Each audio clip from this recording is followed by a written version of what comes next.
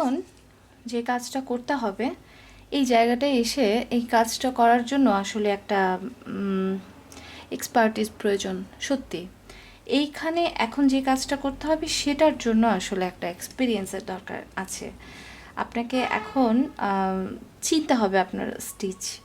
এখানে আমরা পিকো করেছি, এই যে পিকো, এই পিকোটার সাথে আমরা কি করেছিলাম, একটা করে হাফ ডাবল ক্রোশে করেছিলাম। সো হাফ ডাবল ক্রোশে করেছিলাম এবং সেই হাফ ডাবল ক্রোশেটা কিন্তু সোজা স্টিচের ওপরে পড়েনি, হাফ ডাবল ক্রোশেটা একটু সাইড হয়ে পড়েছে। আপনি আপনার কাজ খেয়াল করলে দেখতে পাবেন যে এই যে আমার হাফ ডাবল ক্রোশে, এই যে আমার হাফ ডাবল ক্রোশে, এটা হচ্ছে হাফ ডাবল ক্রোশে স্টিচটা, এবং এটা পড়েছে ঠিক এভাবে আড়াআড়ি হয়ে, মানে শুয়ে আছে সাইড ওয়েতে আছে। এই সাইড ওয়েতে থাকার কারণ হচ্ছে যে আমরা একটা স্টিচকে স্কিপ করেছি। এখন এখানে যেটা করতে বলেছে সেটা হচ্ছে আপনাকে প্রথমে একটা ব্যাক পোস্ট সিঙ্গেল ক্রোশে করতে হবে নেক্সট স্টিচ মানে নেক্সট হাফ ডাবল ক্রোশেতে। এখানে হাফ ডাবল ক্রোশে আমরা আইডেন্টিফাই করতেই পারবো না, মানে খুব ভালোভাবে নোটিস না করলে আপনি দেখতে পাবেন না। সো এই হচ্ছে আপনার হাফ ডাবল ক্রোশে, যে এখানে এটা আপনার হাফ ডাবল ক্রোশে, এটা এই পিকোটার পরে দেখা যাচ্ছে এখান থেকে। তো এখন কি করতে হবে, পিকোর এখান থেকে এইভাবে করে এখানে একটা স্পেস বের করে এখানে একটা হাফ ডাবল ক্রোশের জন্য একটা ব্যাক পোস্ট সিঙ্গেল ক্রোশে করতে হবে। এরপরে এখানে চেইন 4 করতে হবে, আবার চেইন 4। এখন 3 নাম্বার চেইনে আমরা একটা স্লিপ স্টিচ, 4 নাম্বার চেইনে আবার একটা হাফ ডাবল ক্রোশে। ওকে, এই আমাদের প্রথম স্টিচ। এবং সেফটির জন্য আমরা আমাদের ফার্স্ট যে ব্যাক পোস্ট সিঙ্গেল ক্রোশে আমরা করেছিলাম এখানে, এই ব্যাক পোস্ট সিঙ্গেল ক্রোশেটাকে আমরা মার্ক করে রাখবো।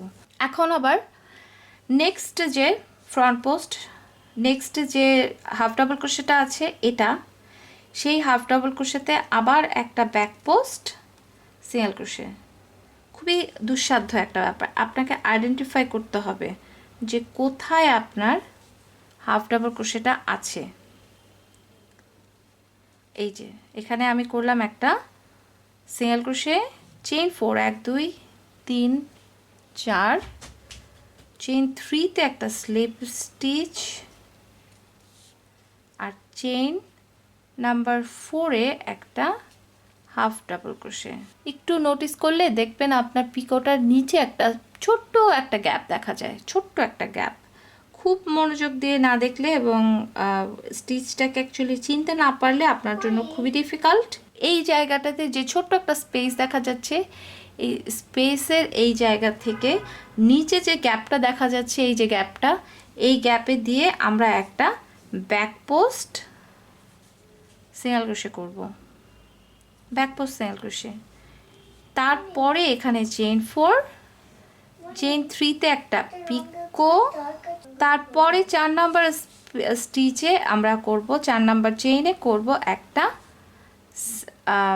একটা হাফ ডাবল ক্রোশে। সেম কাজই, কিন্তু এটা করতে হবে আপনার স্টিচের ওপরে। সো গভীর মনোযোগ প্রয়োজন, খুবই মনোযোগ দিয়ে দেখে তারপরে করতে হবে এবং খুব স্লোলি আস্তে আস্তে করে করতে হবে।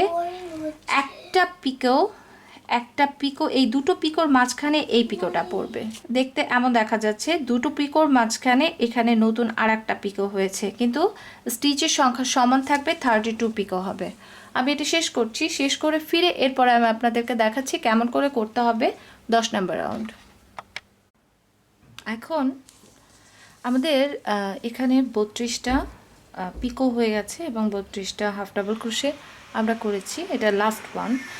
এখন এখানে যেটা করতে হবে সেটা হচ্ছে, এখানে প্রথম যে সিঙ্গেল ক্রোশেটা আমরা করেছিলাম এখানে, সেই সিঙ্গেল ক্রোশের স্পেসে এখানে একটা জয়েনিং করতে হবে এবং সেটা আপনি ইনভিজিবল জয়েনিং করার জন্য ব্যাক সাইড থেকে করতে পারেন।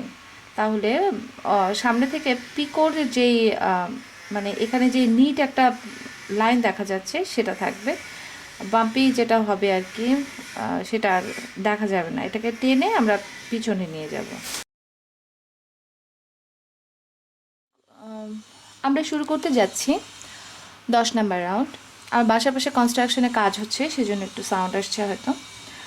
তো এখানে আমরা যে প্রত্যেকটা সাইড ওয়ে যে হাফ ডাবল ক্রোশেটা করেছি, এই পেছনের অংশে একটা যে side way half double crochet আছে, সেখানে প্রথমে একটা স্লিপ স্টিচ করতে হবে। 10 নাম্বার রাউন্ডের শুরুতেই আমাদেরকে এখানে একটা স্লিপ স্টিচ করতে হবে। এরপরে এখানে একটা চেইনলেস ডাবল ক্রোশে করতে বলেছে, সো আমি সেটা তো করছি না। আমি 3টা চেইন করলাম ডাবল ক্রোশের জন্য, এবং আরও 3 চেইন করলাম চেইন 3 স্পেসের জন্য। সো এখানে আমার মোট হয়ে গেল 6টা চেইন। আপনি চাইলে চেইনলেস ডাবল ক্রোশে যেভাবে করে করতে হয় সেটা দিয়েও স্টার্ট করতে পারেন। এরপরে আমাদেরকে যেটা করতে হবে, প্রত্যেকটা পিকোর নিচে যে একটা করে হাফ ডাবল ক্রোশে আছে, সাইড ওয়েতে যে হাফ ডাবল ক্রোশেটা আছে, সেখানে একটা করে ব্যাক পোস্ট ডাবল ক্রোশে করতে হবে। এই ব্যাক পোস্ট ডাবল ক্রোশে 1 2 3